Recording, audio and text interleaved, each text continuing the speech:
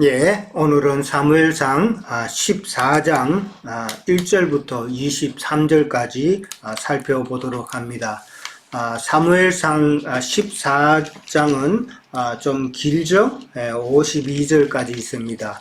52절까지 있는데 사무엘상 14장은 우리가 다 읽지는 못했지만은 전체적으로 말씀을 드리면은 세 부분으로 나뉜다고 그렇게 보시면 됩니다. 첫 번째 부분은 오늘 이제 우리가 읽었던 1절에서 23절까지 내용인데, 이제 요나단이 용맹스러움과 그 다음에 지혜로움과 그 다음에 그런 요나단과 함께한 하나님의 도우심으로 블레셋을 참 이기는 그런 내용이 오늘 이제 23절까지 나왔습니다. 그리고 이제 안 읽었지만은 두 번째 단락은 24절부터 46절까지 내용인데, 율법적인 그 사울의 그 맹세가 나옵니다. 율법적인 그 사울의 맹세가 나오고 그 맹세를 스스로가 다시 뒤집는 내용이 46절까지 그 사울의 그 율법적인 그 행위가 나옵니다. 그러고 나서 이제 세 번째 단락은 47절에서 52절 마지막까지 이제 보시면은 그 사울의 한 일과 그 집안에 대해서 나옵니다. 그러니까 사울은 모든 전쟁 때마다 승리했다라는 내용이 나오죠. 그러니까 사울이 모든 전쟁마다 승리함으로써 사울의 그 세력이 당연히 점점점 커지겠죠. 커지고 사울이 그 세력이 커진다는 것은 그 사울의 집안도, 그 다음에 그 사울의 왕권도 점점점 커지고 번영한다라고 그렇게 이해를 하시면 됩니다. 그렇게 세 부분으로 나뉘는데, 오늘은 이제 블레셋과의 싸움 이야기가 다루어집니다. 자, 1절에 보면은 하루는 사울의 아들 요나단이 자기의 무기를 든 소년이라는 요 말이 나옵니다. 자기의 무기를 든 소년이라는 말은 우리가 흔히 접하는 그런 단어는 아니죠. 근데 이제 이거는 어떻게 이해를 하냐면은 요나단을 따라다니는 신복이라고 이제 생각하시면 될 겁니다. 이제 군인으로 치면은 군 장교의 늘 따라다니는 사람이 있잖아요.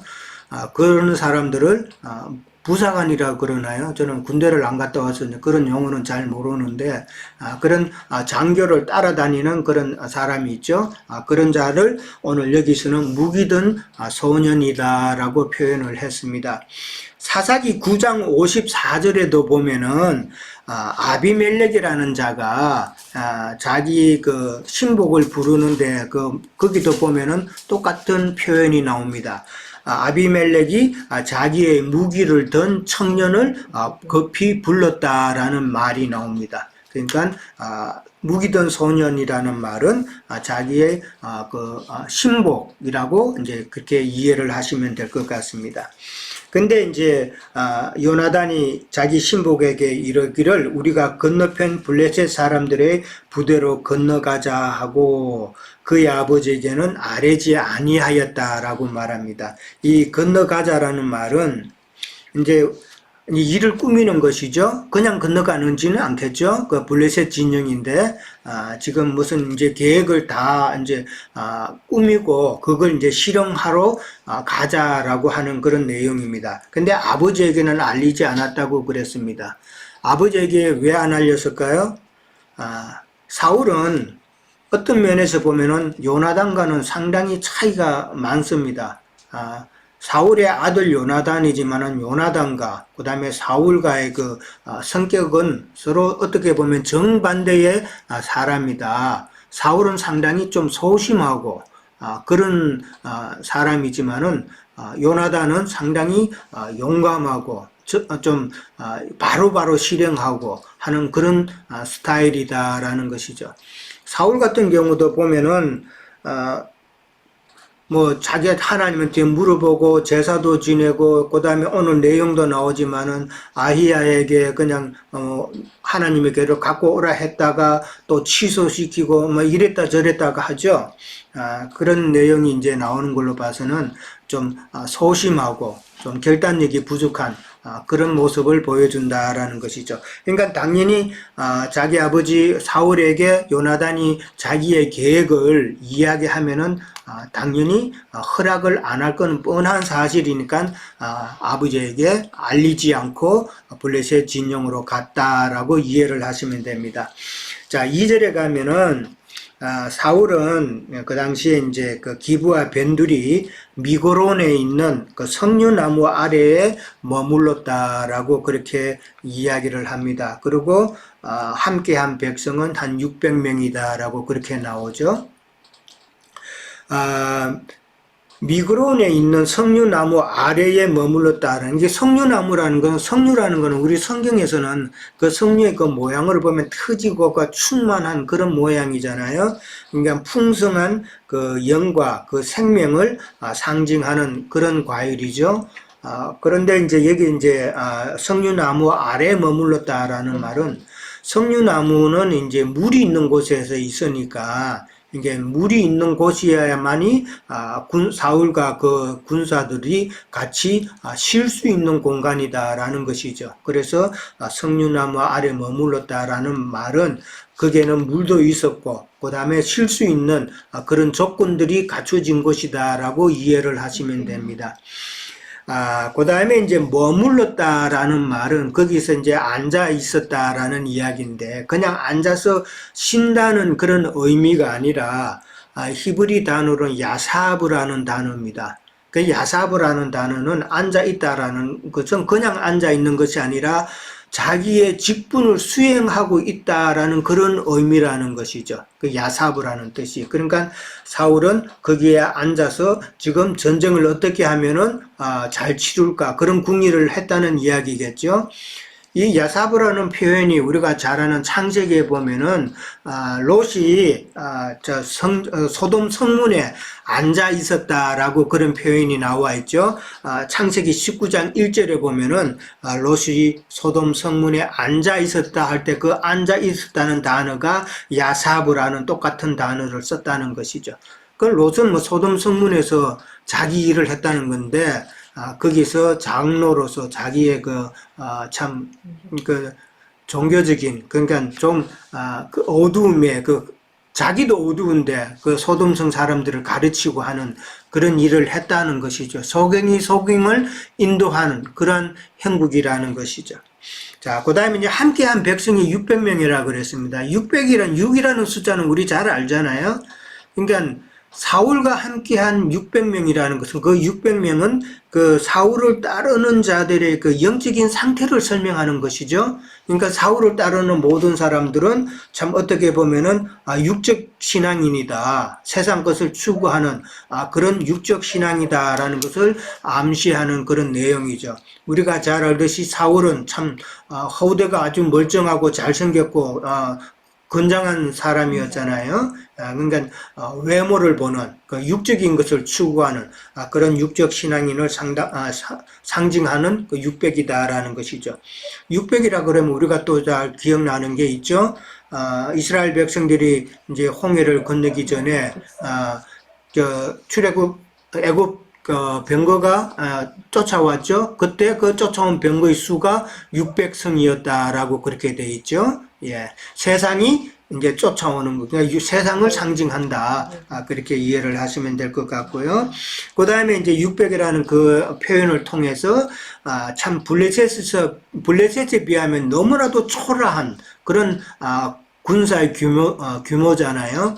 그걸 이제 하나님께서는 다시 한번 설명하는데 참 그만큼 나중에 하나님께서 이런 초라한 군사를 가지고도 하나님께서 큰 일을 하신다는 것을 이제 암시적으로 설명하고자 하는 내용이죠.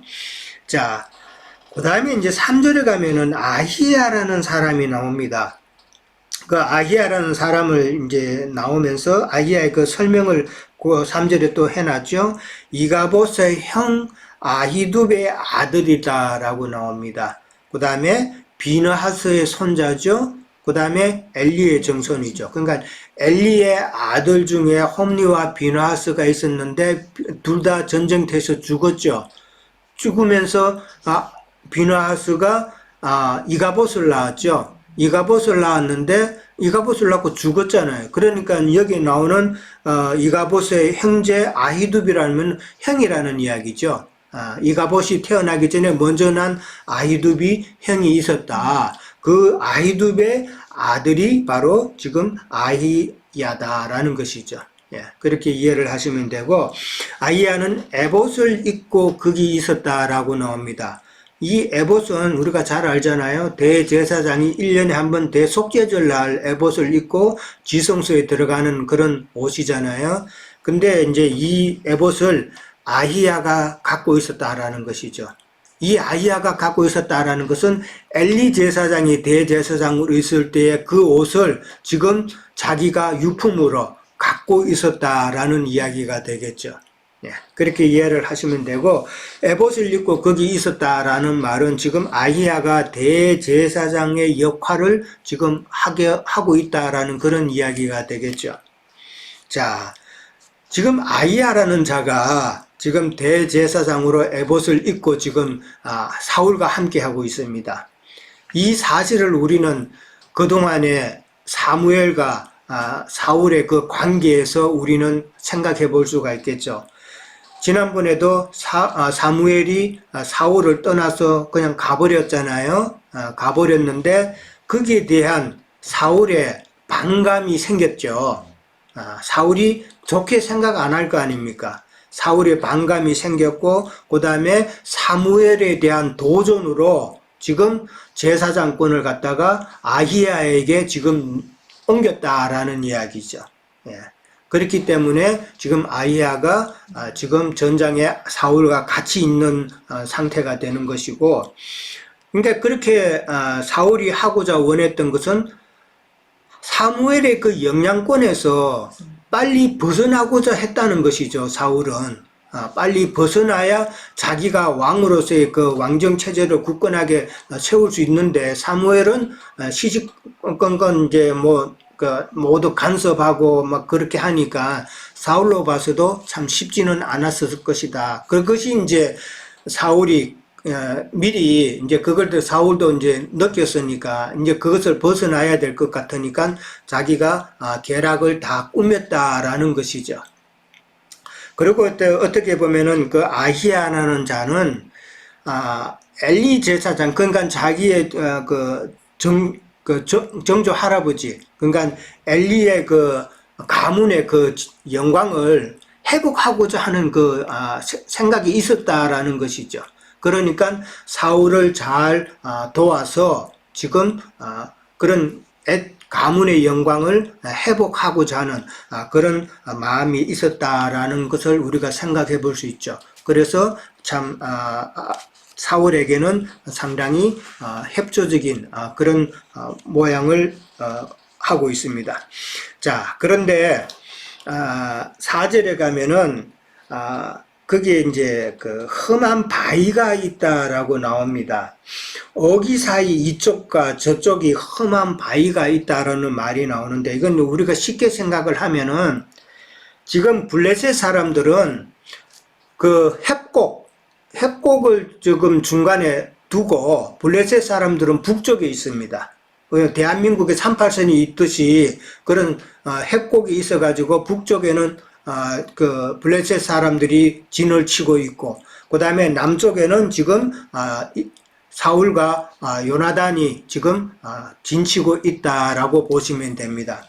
그런데 양쪽 어귀에 험한 바위가 있다고 그랬어요. 그 바위가 있는데 하나는 보세스, 하나는 세네라고 그러죠. 그러니까 블레셋 지역에도 큰 바위가 있고, 그 다음에 요나단과 사울 진영에도 큰 바위가 하나씩 그렇게 있다라고 그렇게 나옵니다. 이 말은 그 지형이 상당히 험준한 그런 지형이다라는 것이죠. 평지가 아니고 상당히 험준한 지형이다. 그렇게 이해를 하시면 될 것 같습니다. 그러니까 북쪽에는 블레셋이 있고 남쪽에는 사울과 요나단의 군사들이 그렇게 대치를 하고 있고, 그 다음에 이제 보면은 그 보셋이라는 큰 바위는 그러니까 북쪽 블레셋 지역에 있죠. 블레셋 지역에 있고, 그 다음에 세네라는 큰 바위는 지금 남쪽 사울의 진영에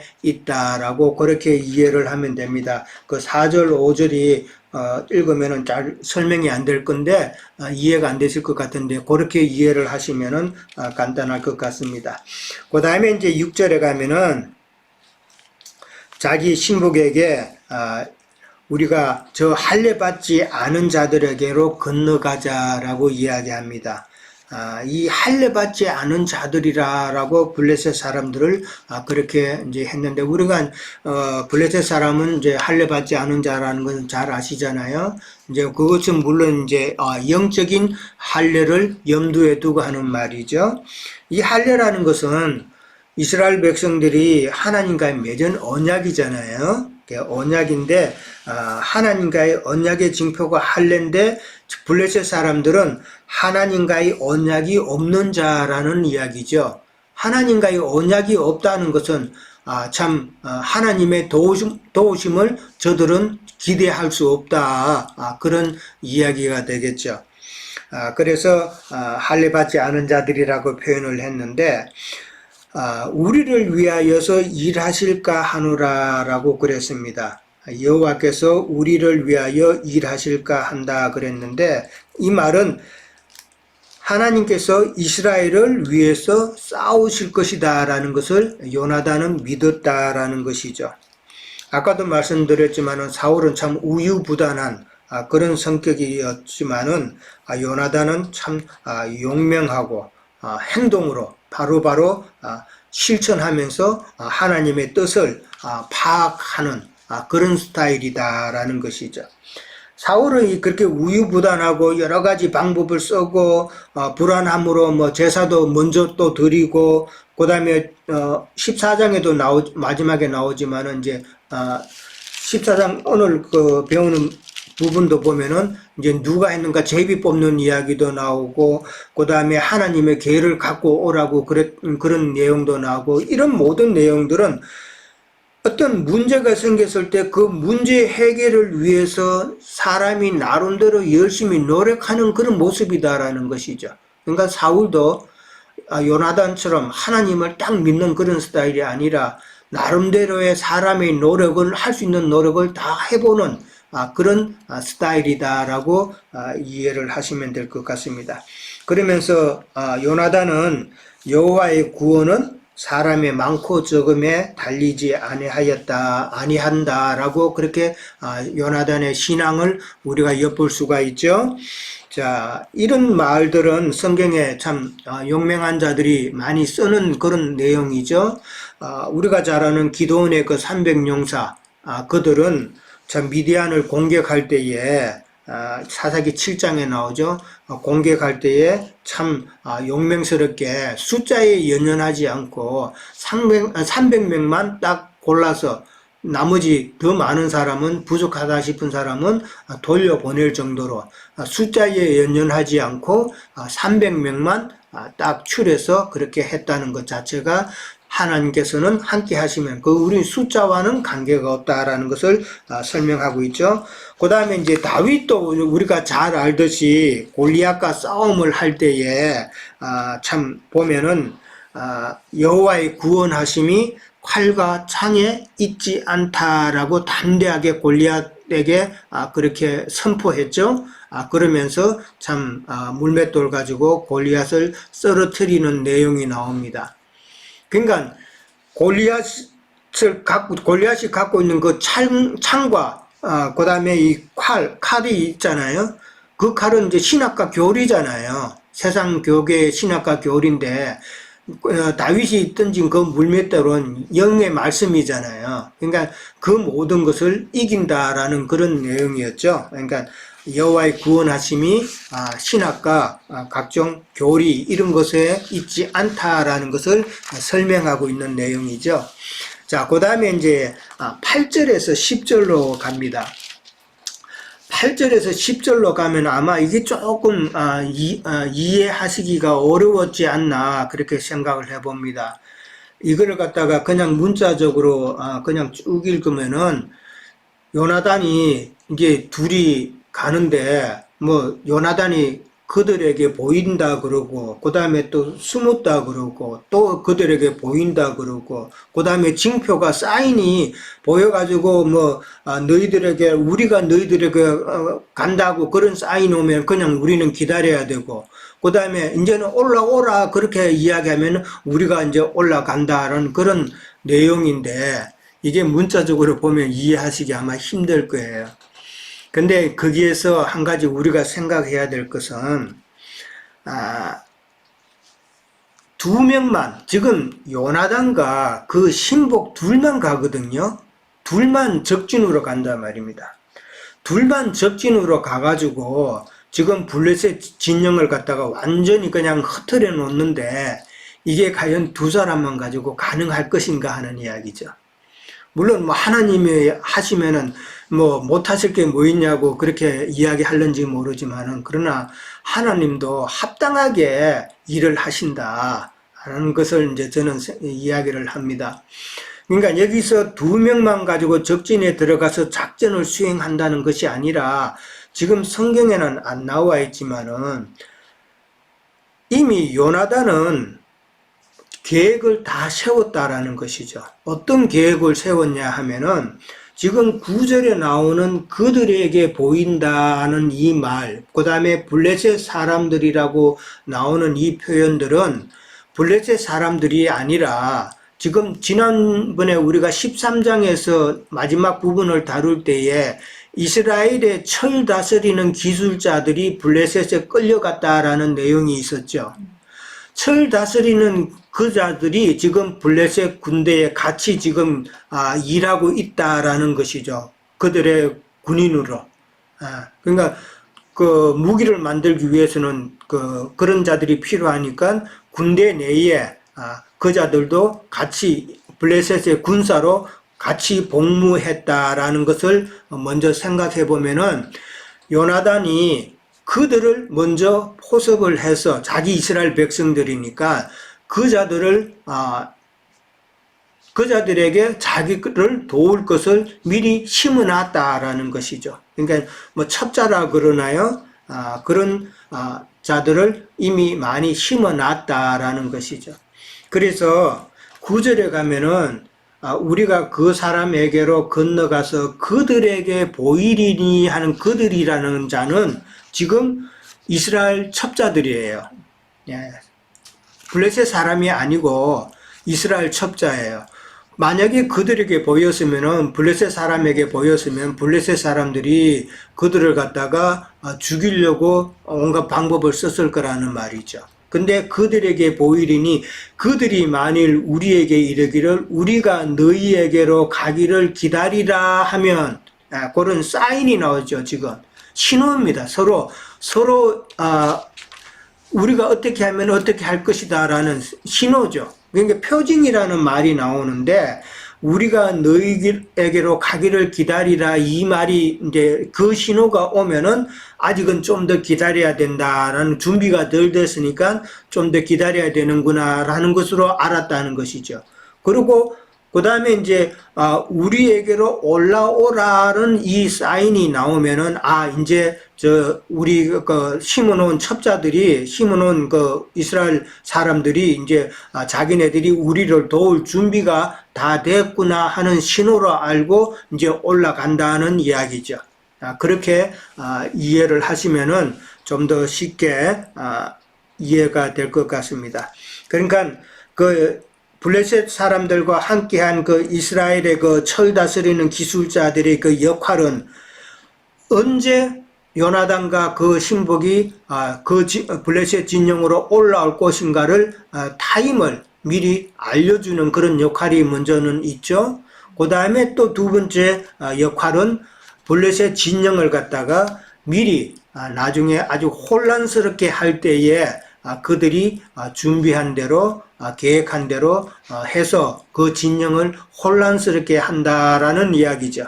그것을 생각하시면은 그 8절부터 11절, 12절 그 부분은 좀 이해가 될 것 같습니다. 12절에 가면은 보여줄 것이 있다라고 그렇게 말합니다.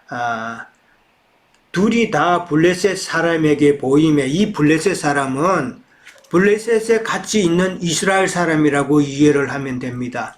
만약에 진짜 블레셋 사람이라면은 나중에 두 사람이 그 진영으로 올라갈 때에 13절에 보면은 요나단이 손발로 기어 올라갔고라고 그럽니다. 아까 큰 돌이 있다고 그랬죠. 그 진영으로 가기 위해서는 그 큰 바위를 넘어가야 된다는 이야기예요. 그러니까 만약에 그 바위를 넘어가려면은 진짜 블레셋 사람들이 받고 지금 넘어가는 것을 봤으면은 이 공격을 한다는 이야기죠. 그러니까 여기서 블레셋 사람이라는 것은 블레셋에 있는 이스라엘 사람이라고 그렇게 저는 이해를 해봅니다. 뭐 세상 교계에 있는 뭐 주석이나 이런 거 보면은 전부 다 블레셋 사람으로 표현을 하는데, 블레셋 사람으로 표현을 하면은 지금 이 상황이 이해가 안 돼요. 예. 바위 올라가는데 블레셋 사람들이 뭐 이미 다 뭐 둘이가 올라오는 거 다 봤는데 그냥 가만 그냥 둘 리가 없죠. 예. 그렇게 이해를 하시고, 그러니까 13장에서 그렇게 이스라엘의 철 다스리는 자들이 그게 언급이 된 이유가 14장을 지금 설명하기 위한 힌트다라고 그렇게 이해를 하시면 될 것 같습니다. 자, 그 다음에 이제 13절에 가면은 이제 손발로 기어 올라갔다라고 그랬어요. 참 그 보세스 암석이 참 그만큼 가팔랐다라는 이야기죠. 그 다음에 이제 그리고 이제 올라갔을 때 13절에 블레셋 사람이 요나단 앞에서 엎드려졌다라고 그렇게 이야기가 됩니다. 상당히 요나단의 그 민첩한 공격과 그 다음에 그 내통자들의 그 도움으로 그렇게 공격을 했다라는 것이죠. 근데 이제 무기던 자는 따라가면서 죽였다라는 말이 나와요. 이거는 이제 완전히 안 죽은 사람들이 있잖아요. 그런 사람들이 죽은 척 하면서 넘어져 가지고 또 공격을 할 수 있으니까 확인 사살이라는 것이죠. 전쟁 치다 보면은 군인들이 쓰러져 있는 사람들 완전히 전쟁이 끝나면 확인 사살 하잖아요.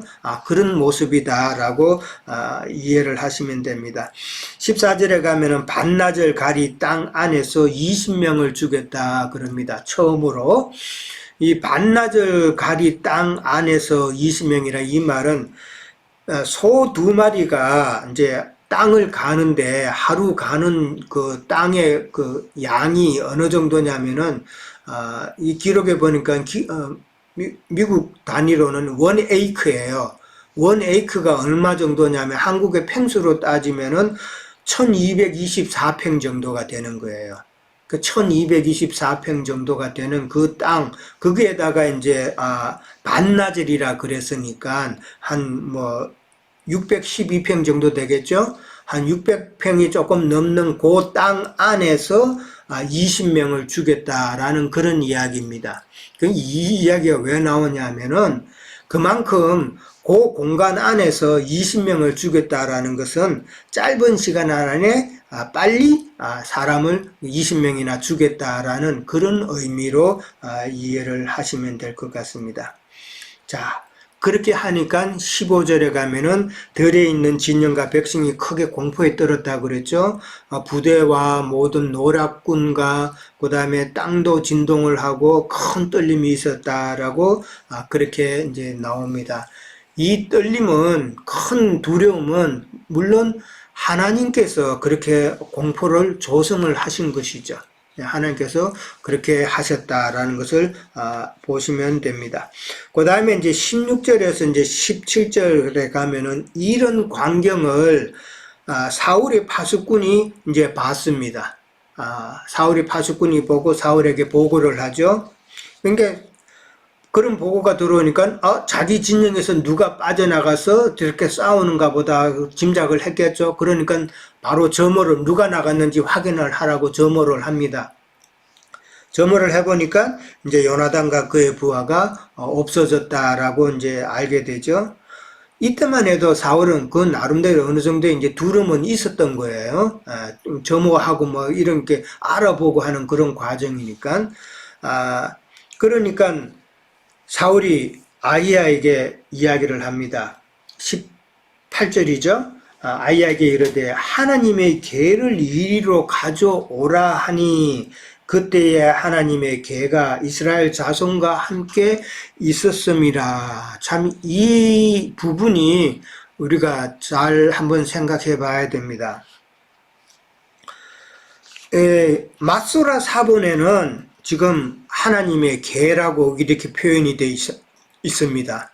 맞소라 사본에는. 그래서 그 맞소라 사본에 따라서 지금 개혁개정, 제가 갖고 있는 개혁개정은 계라고 이렇게 다 되어 있습니다. 그런데 70인역에는 보면은 계라는 표현이 없고 그 대신 에봇이라고 되어 있습니다. 예. 그러면은 계가 맞느냐 에봇이 맞느냐 하는 것을 한번 따져봐야 되겠죠. 자, 이 가져오라는 단어가 그 뒤에 나옵니다.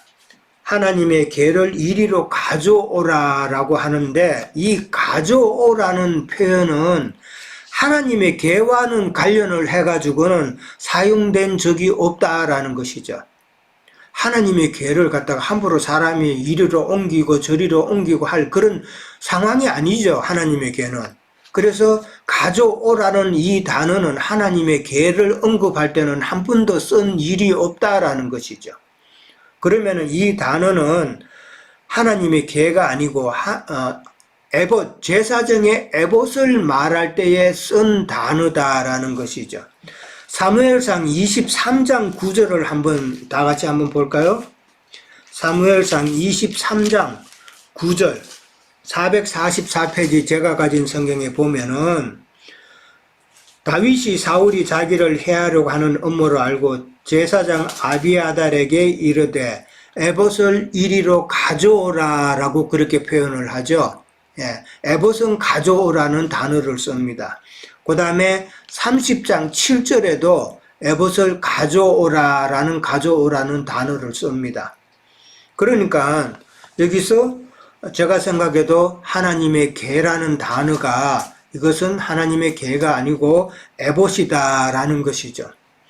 그리고 지금 전쟁 중인데 하나님의 계는 지금 어디에 있습니까? 하나님의 계는 지금 전쟁터하고 멀리 떨어져 있는 기랏 여아림에 있단 말이에요. 기랏 여아림의 아비나답의 집에 있잖아요.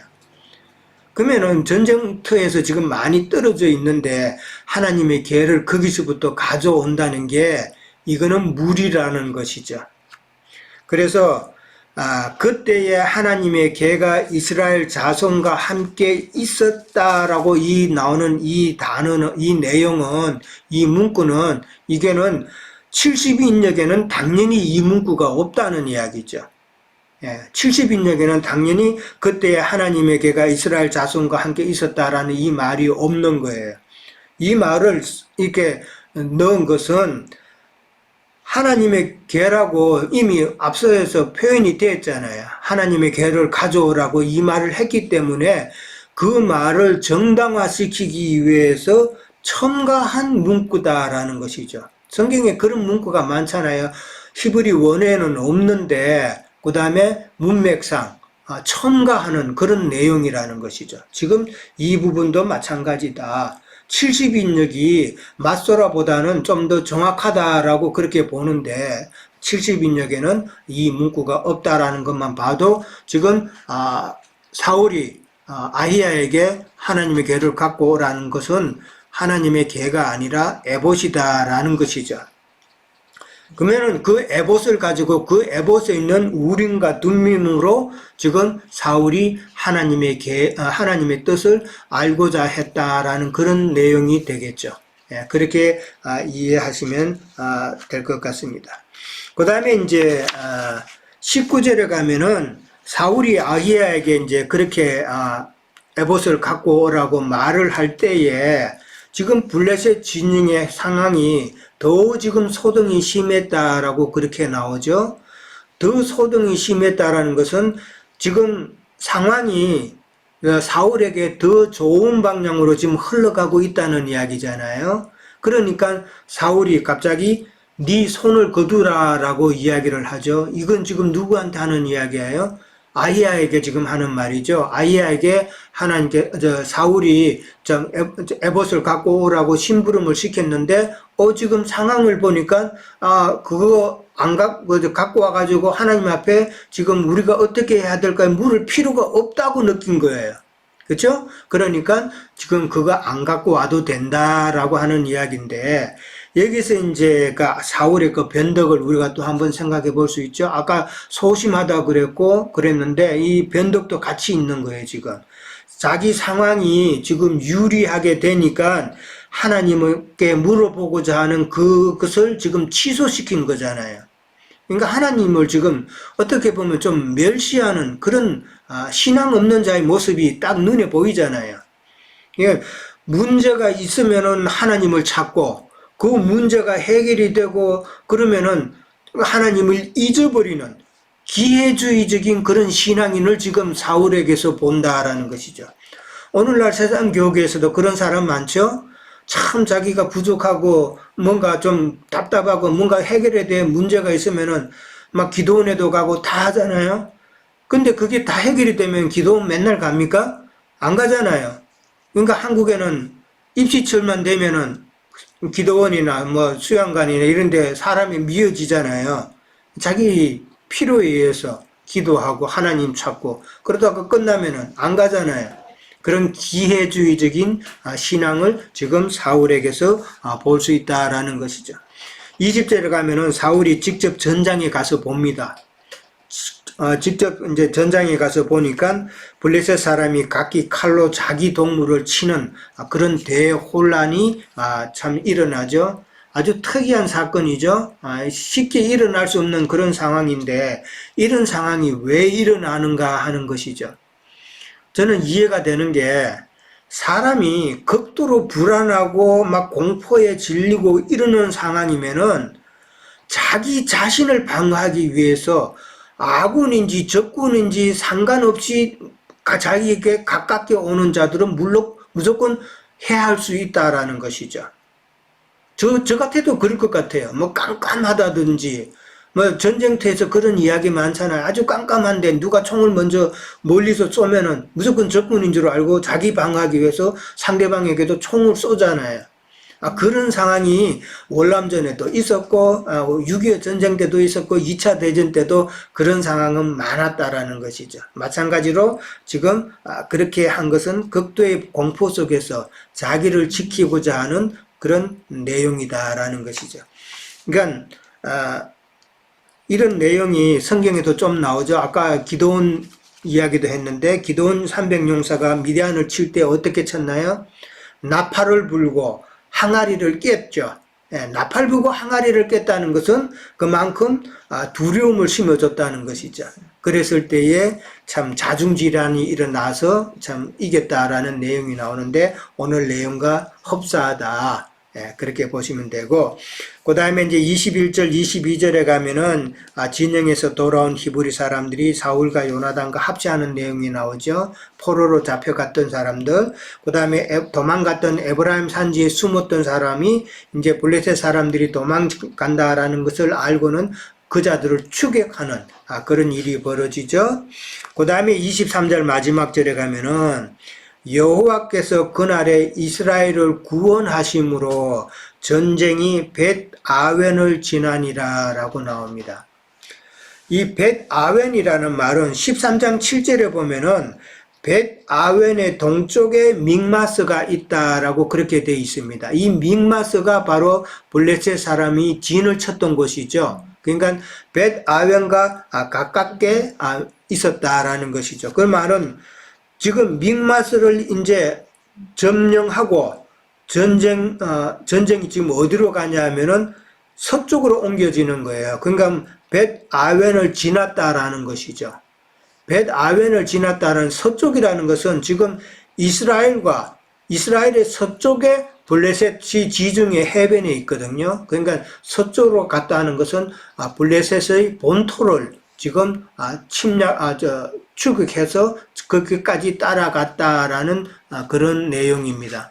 나중에 보면 아얄론이라는 곳도 나오는데 아얄론이라는 지역은 블레셋 본 땅에 있는 도시예요. 그만큼 그쪽으로 갔다는 것인데 그렇게 이제 벳 아웬을 지나서 서쪽으로 계속 진격을 해 갔는데 이제 24절 이제 다음 주에 할 거를 보면은 24절 이하에 보면은 이제 벳 아웬을 지나서 갔을 때 수풀이 나오고 거기에 꿀이 있었다라고 그렇게 나옵니다. 야, 우리를 이제 요걸 한번 또 생각해 보셔야 되는 게 벳 아웬은 거기는 귀신의 처소죠. 귀신의 처소라고 우리는 잘 알잖아요. 귀신의 처소고 우상의 집인데 벳 아웬을 지났다라는 말은 세상 교계에서 나와야 우리가 수풀에서 꿀을 먹을 수 있다라는 그런 이야기로 우리 연결을 해서 이해를 하셔야 됩니다. 세상 교계 벳 아웬에 있으면은 꿀을 못 먹죠. 영적인 진리의 말씀을 못 먹는 곳인데 그것을 지났다, 정복을 해서 지나면은 우리는 꿀을 먹을 수 있다라는 이야기죠. 그 말은 다시 바꿔서 말하면은 세상 교계에서 우리가 나오면은 우리는 참 진리의 꿀을 만난 꿀을 우리는 먹을 수 있다라는 것이죠. 가나안과의 전쟁은 어떻게 보면은 우리가 세상에 점령당한 영과 마음을 되찾는 그런 영적인 전쟁이죠. 영적인 전쟁이지만은 블레셋과의 전쟁은 어디까지나 이거는 할례 없는 자들과의 전쟁이기 때문에 이거는 진리 전쟁이다라는 것이죠. 그러니까 우리는 세상 교계에서 있는 그런 각종 신학이나 교리나 이런 것과 그 다음에 진리의 말씀과 이 진리 전쟁을 통해서 이기는 자만이 우리는 꿀을 더욱더 많이 공급받을 수 있다라는 것을 우리는 깨달을 수가 있다라는 것이죠. 그러니까 지금 블레셋과의 전쟁에서 이제 사울이 이김으로써 참 사무엘과 사울의 그동안의 그 알력, 정치적인 거, 교권적인 거, 이런 그런 알력이 있었는데, 이제 사울이 이김으로 인해서, 결국은, 이제 사무엘이 이제 점점 쇠퇴해가는 그런 모습을 볼 수 있는데, 사울이 힘을 키워가지고 참 왕정 체제를 갖다가 굳건하게 세우는 것도 결국은 하나님께서 다윗을 통해서 세우실 왕정 체제를 염두에 두고 하나님께서 또 그렇게 하시는 것이고, 사무엘을 갖다가 약하게 하시는 것도 결국은 하나님께서 다윗 왕정 체제를 염두에 두고 하나님께서 그렇게 일을 하시는 것이고, 연약한 가운데 있지만은 사무엘을 통해서도 결국은 다윗을 왕으로 세우는 그런 일을 하나님께서는 하게 하신다라는 것을 우리는 이해를 하셔야 됩니다. 예, 오늘은 여기까지 하도록 합니다. 예. 네, 증거를 들으시면 너무나 우리가 사무엘에 대한 또 이 사울에 대한 그 이해를 풍족하게 넓게 이렇게 가져갈 수 있을 것 같습니다. 또한 오늘은 이제 사울의 아들 요나단, 저도 그 전에 그 지상교회에 있을 때 참 요나단을 참 그 사울의 아들이지만 비록 그 하나님이 원하시지 않은 그 사울 왕을 세우고 백성들을 통해서 이렇게 세웠지만은 그 중에 그 요나단이라는 아들을 이렇게 그러니까 원래 그 아버지의 저기를 밟는다는 게 주로 이제 아들인데 또 성경은 또 그렇지 않다고도 증거를 많이 하죠.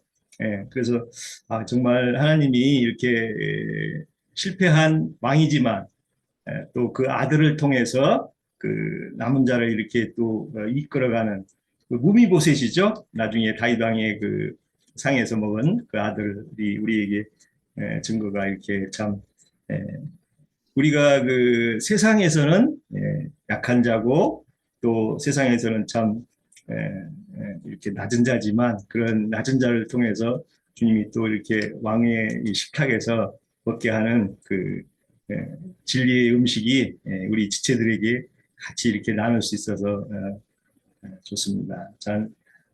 그 요나단의 우리 아까 우리 유영진님도 증거해 주셨지만 구원은 그 사람의 수에 많고 적음이 달리지 않다. 이런 말들이 정말 우리의 진리를 따라가는 사람들에게 큰 용기가 되죠.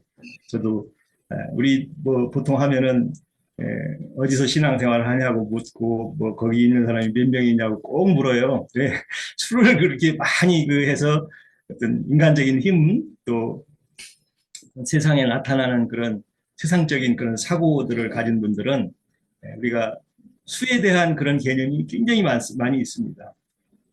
근데 진리를 따르는 자는 하늘에 감춰진 그런 그 주님이 다스리는 그 천사들을 봐야지 어떤 인간적인 눈으로 세상의 어떤 그런 힘의 수에 그런 것에 우리가 참 가리면 안 된다 하는 것들을 우리가 여실히 이렇게 통해서 봅니다. 또 요나단은 정말 그 계시가 있는 자였죠. 나중에 그 사울 왕이 아버지가 다윗을 그렇게 죽이려고 해도 오히려 그 다윗에게 있는 그런 그 하나님의 그 쓰시는 자에 대한 그런 것들을 볼 수 있었다는 눈이 정말 우리가 이 신앙생활 할 때 그런 눈이 열려야 진리가 우리가 잘 들어오고 주님의 계시가 어떻게 말씀을 통해서 이루어지고 이 땅에 펼쳐지는 그런 이해들이 될 것 같아요. 그래서 뭐 구원은 하나님께 있다는 이런 그 증거들을 우리가 잘 이해하고 그걸 이제 이해한 것이 믿음의 실상으로 우리 신앙생활로 나타나는 거기 때문에 그런 것이 우리에게는 늘 필요하고 또 그런 진리 안에서의 용기는 뭐 요나단을 통해서 우리가 보지만 정말 용맹성이 일어나게 돼 있죠. 진리를 아는 자는 뭐 아무리 많은 사람들의 수가 있어도 참 어떤 두려움이나 떨림이 있을 수가 없죠. 저는 얼마 전에도 우리 요즘에 그 이제 코로나가 풀려서 그런지 각 역마다 그 소위 세상교회에서 이단이라고 하는 자들의 그 전도가 한국에는 지금 아주 엄청납니다. 저도 역 앞에 지나가는데 그 요즘 신천지죠. 신천지 분들이 아주 그냥 다양한 그런 그 전도 그 프로그램을 가지고 해요. 그래서 참 얘기하던 중에 우리 그 이만이라는 사람이 지금의 마지막 구원자로 이렇게 마지막 보낸자로 이렇게 사역을 하는데 그러면 그동안 구원자가 없었냐 그러니까 없었다는 거예요. 그러면 우리 장로님이 얘기했듯이 아니 그러면 바울과 베드로는 다 구원을 못 받았냐 그러니까 어뭇어뭇 한참 하더니 지금은 이제 이만희 회장의 얘기를 들어야 구원이고 예수님도 실패하셨다는 거야. 그냥 죽기만 하셨지 실패하고 그냥 가셨기 때문에 참 이게 지금 오늘날 교계에 가르쳐준 실상으로 나타나는 게 이만희 그 요즘에 그런 집단들이죠. 그 영으로 오셔서 우리 안에 이렇게 일하시고 정말 2000년 동안 이 이방인의 충만수를 채워가시는 이런 그 진리의 이해가 전혀 깜깜하다는 거죠. 우리 그 유영기님이 아까 증거할 때, 저는 참 그 부분을 참 별로 유심히 안 봤는데 그 적군들 속에 적군 옷을 입고 들어간 침투한 그 요나단의 그 심어놓은 전사들이 있었다는 거죠. 그 전사들이 그 요나단과 함께 이렇게 그 블레셋 쪽들을 물리치는 이런 것을 보면은 왜냐하면 그 적군 안에서는 그 위장복을 같이 입고 있기 때문에 전투가 벌어지면은 그 사람들이 이렇게 휘저졌으면은 이게 피아를 구분이 안 되는 거죠. 그 이스라엘 전쟁사를 보면은 참 뭐 우리가 이제 육신적으로 그게 이제 하나의 표상인데 뭐 그 이스라엘의 그 정보 뭐 모시아군가 뭐 그런 정보 단체들이 그 6.1 전쟁 이런 거 할 때도 그 사전에 적이나 시리아나 어떤 그 에집트에 들어가서 그 정보를 전부 파악해가지고 그 모든 그런 것을 다 파악한 상태에서 전투가 일어나니까 적군들이 아예 그냥 어떻게 기동을 잘 못하는 거죠. 그런 것을 우리가 이 요나단의 이 지혜나 이런 것 통해서 봅니다. 우리도 전도할 때 적군의 상태나 그 영적인 상태를 우리가 다 알 수 있다는 것은 하나님의 지혜를 우리가 가졌다는 거죠. 그들의 어떤 맹점이나 그 허점들을 우리가 나실이 잘 아는 분량이 돼야 그들의 어떤 그 진리 안에 우리가 이길 수 있고 또 그들을 제압하는데 주님의 지혜와 계시가 풍성한 우리 지체들이 되어야 된다고 봅니다. 저도 늘 부족하지만 어쨌든 우리 그 요나단을 통해서 주님이 구원사를 이루어가는 이런 그 사무엘상 14장을 읽으면서 참 진리 안에 있는 이런 그 계시들이 더욱 풍성한 우리 지체들 되기를 바치겠습니다.